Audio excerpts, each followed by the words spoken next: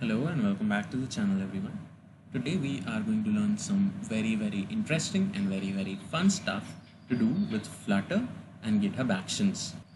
And trust me, no one else is going to teach you this kind of stuff anywhere. Alright, so what are we going to do? Let us first try to understand the problem that we are facing. So now we have built this really awesome app, but suppose we have some friends and we want to share this the build file, the APK or the IPA file for this app with those friends so they can test our app for us. Well, right now the process in itself will be very tedious. We have to build this app on our local computer, and then we have to share those APKs or those IPA files with our friends via WhatsApp or via Google Drive and so on. How about our releases or our builds were also available with our code in our GitHub repository? So anyone can migrate there and can download the APK or the IPA file or the release of this app and install it and play with it, test it for us and so on. And how about this entire process can take place automatically every time you push your code to your GitHub repository? The only thing that would be needed to achieve this is a one-time setup. Imagine how many hours you would save by following this process. So let's go ahead, shall we? Let's quickly get started.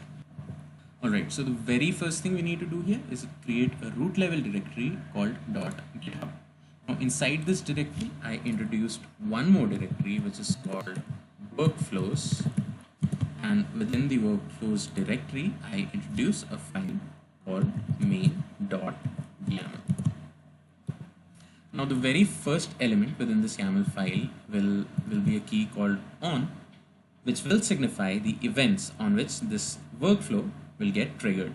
So let me just put out some comments. Suppose I want this workflow to be triggered when we push code to master or main branch, as well as maybe a pull request on main as well as master branch. For a push, let's also add develop. Alright, so I introduce a key here called pull request, and within this key I specify the branches on which I would like this workflow to get triggered. So for pull request, we had the main as well as the master branch.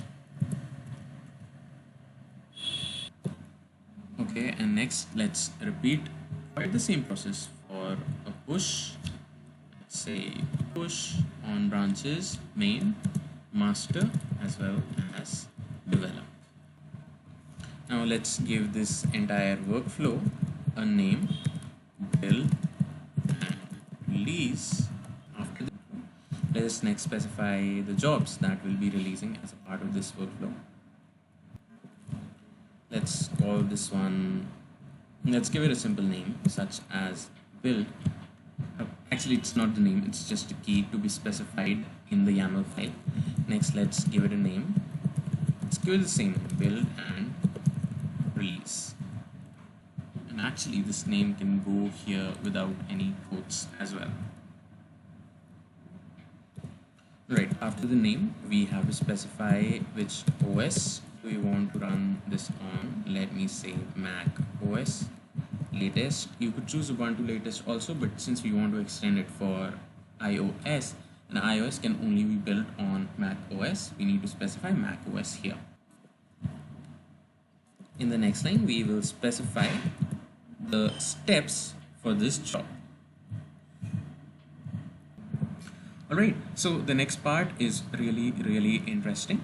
So the first step that we might want to do when we build our code, what would that be? Suppose we have to, our repository is on GitHub and we want to build our code locally. What would we do? We would first check out our repository and then go on building it, right? So similarly, assume that this entire workflow will run on virtual machine. So the first step that we need to do here is actually check out the code. This can be done by using a predefined action within GitHub, which is the checkout action, and the version of that action would be version 1. The next step would involve setting up Java, for which also we have a predefined action, which is actions setup Java. Now, having set up Java, we would need to set up Flutter.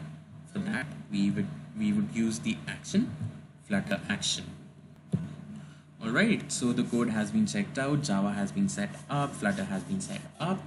What do we naturally do next? Well, we run a simple command, which is flutter get to get all of our packages. Great. What should we do after that? Well, we should ensure that all our test cases are passing.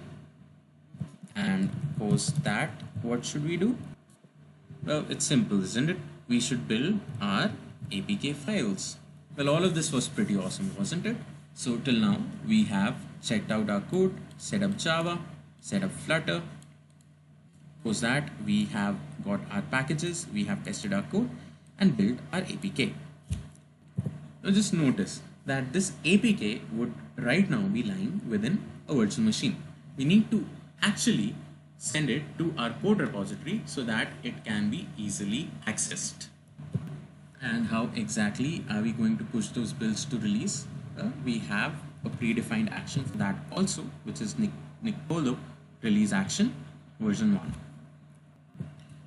Alright, as a part of this action, we also need to specify the name of our artifacts right here. So the artifacts that would be created and pushed would be build apk outputs apk debug /star, which means all of the files which are present inside the build app outputs apk debug folder will be pushed as are released to our GitHub repository. Now, if you see the general format of a release, releases are always tagged with the release number. So let us specify a tag here. So our releases will have a version number v1.0. The GitHub run number. So if you're running it for the first time, it will be v1.0.1. If you're running it for the second time, it will be version 1.0.2 and so on. Now all this is fine and it looks amazing.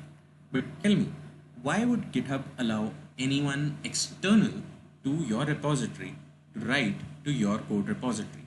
They might even delete your code or do anything with your code.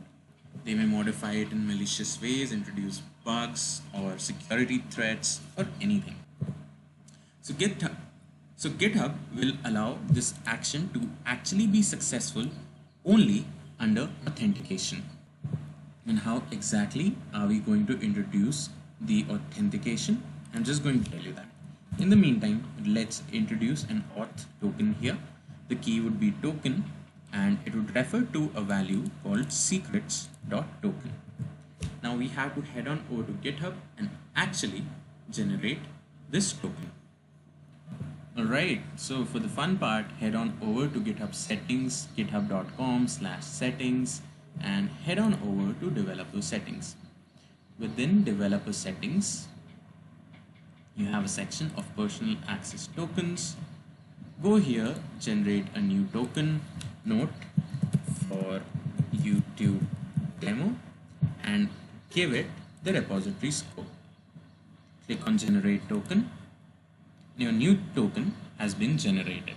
Now please don't try to do any funny stuffs with this token. I would anyways be deleting it right in front of your eyes towards the end of this video. Let's copy this token and let's head on over to our code repository. Now let's go to settings. Let's go down to secrets and let's add a repository secret. Let's create a new repository secret. And the secret name should be token, and let's paste the value right here. Now this name token, where is it coming from? Well, it is the same name that we defined here in our workflow main.yaml file. Now suppose the name was token 123, you would have to define it as token 123 here as well. But now since the name is token here, we are keeping the name as token here also. Let's add this secret. All right. Now the only thing left to do is to commit this file, add build automation on GitHub.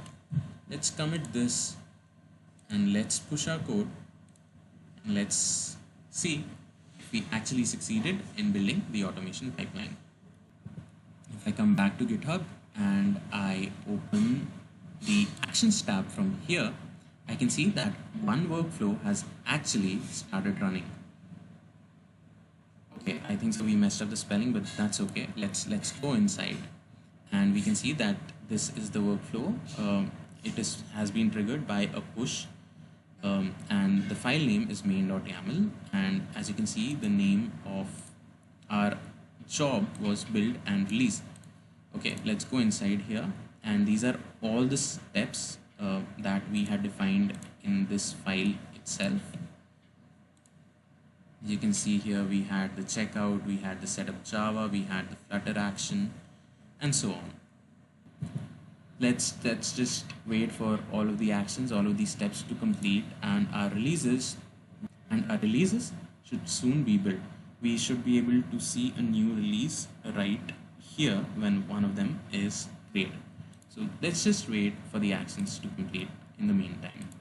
Alright, there you have it. All our steps have completed successfully, including the build, the push to release, and some post action cleanups. So let's head on over to code, and we should have some files within release. Oh yes, we have on release version 1.0.1.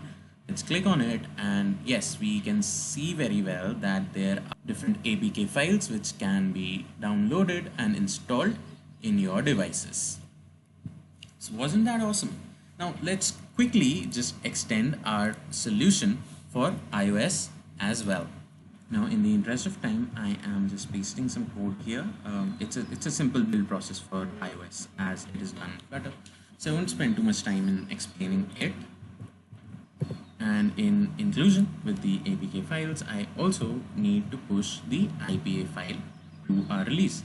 And that is it. That will do the process for iOS as well.